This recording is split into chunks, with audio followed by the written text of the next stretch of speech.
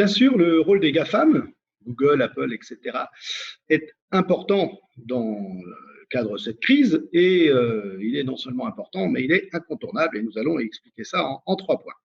Premier point, qu'est-ce qui se passe? Le deuxième point, c'est qu'est-ce que ça impose? Et le troisième, ce sera qu'est-ce qui va se passer à la sortie de cette crise sanitaire. Donc, premier point, qu'est-ce qui se passe? Google, Apple, Facebook, Amazon et Microsoft sont en train de gagner des parts de marché, tout simplement parce qu'ils ont une stratégie qui est très intelligente et très intuitive.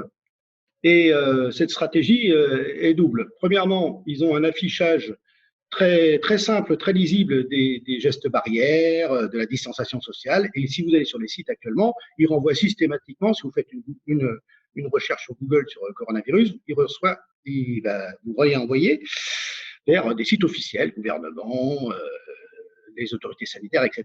Donc là, premièrement, une approche très loyaliste, hein, et une stratégie très transparente. On fait la chasse aux fake news et on renvoie vers l'officiel. Deuxièmement, une stratégie un peu moins transparente, c'est celle de la collecte des données qui continue et qui est massive, hein, notamment par les WhatsApp. WhatsApp, c'est Facebook, par Amazon Web Service. Amazon Web Service, c'est Amazon, par FaceTime, Apple, etc.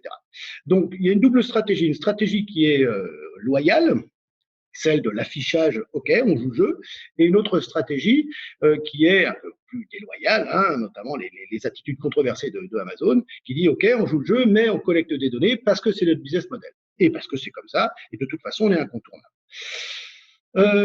Comment ça se fait? Deuxième approche, eh ben, ça se fait que finalement les outils qu'on a à disposition sont faibles, sont pauvres dans l'enseignement supérieur, dans les organisations, les WhatsApp, les Zoom, les Meets, Meet c'est Microsoft, les FaceTime, etc., ont remplacé des outils qui soit étaient défaillants, soit étaient plus lourds à installer chez soi, en mode confiné.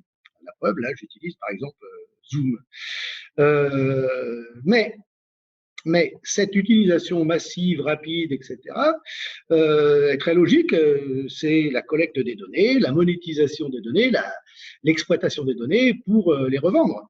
Donc, les GAFAM sont totalement cohérents. Ils profitent, entre guillemets, d'une niche, celle de notre offre européenne qui est très pauvre, et ils s'installent durablement dans les maisons, dans le confinement, pour remplir une utilité, une fonctionnalité que nos entreprises ou que nos organisations n'ont pas pu nous proposer. Quels sont les impacts? Troisième partie de cette intervention. Les impacts, eh ben, ça va être la sortie de crise, et ça va être, est-ce qu'on fait le ménage? Est-ce qu'on relance les vastes et ambitieux projets de delay Facebook, de démantèlement, etc. Ou est-ce qu'on essaye de les encadrer, la fameuse taxe GAFA, ou pas? Ou finalement on laisse tomber, on a perdu, notre combat en Europe et ailleurs a perdu par rapport aux énormes entreprises qui sont américaines ou qui sont les BATS, hein, qui sont chinoises. On verra ça, mais de toute façon, la sortie de crise devra revisiter notre position par rapport aux GAFAM, qui ont pris des parts de marché, qui ont pris des fonctionnalités, qui ont pris une légitimité, hein, qu'il sera difficile pour les États, quels qu'ils soient, de contester. Puisque maintenant, il y a même une logique qui dit que c'est un bien public, qui dit que les GAFAM, avec Microsoft, hein, proposent un service public ou quasi public, ce qui est évidemment une catastrophe, puisque ce n'est pas le cas. Ce sont des entreprises privées et le jeu n'est pas un service public. Le jeu, c'est de gagner de l'argent pour rémunérer les actionnaires et les employés. Point. Voilà. Rendez-vous après la crise.